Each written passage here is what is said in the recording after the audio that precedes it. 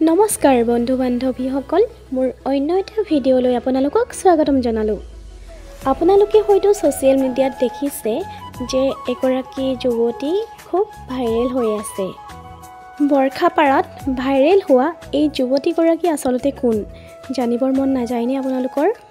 হয়, বৰ্ষাপাৰাত IPL হৈ থকাৰ সময়তে এগৰাকী যুৱতীৰ এটা ভিডিঅ' খুব ভাইৰেল হৈছিল।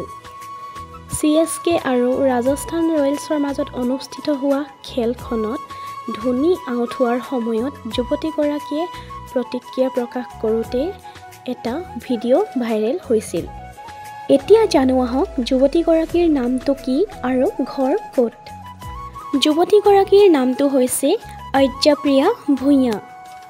যুৱতীগৰাকীৰ ঘৰ অসমতে, কিন্তু অসমৰ কোন ঠাইত ঘৰ এতিয়ালৈকে জানিব পৰা হোৱা নাই।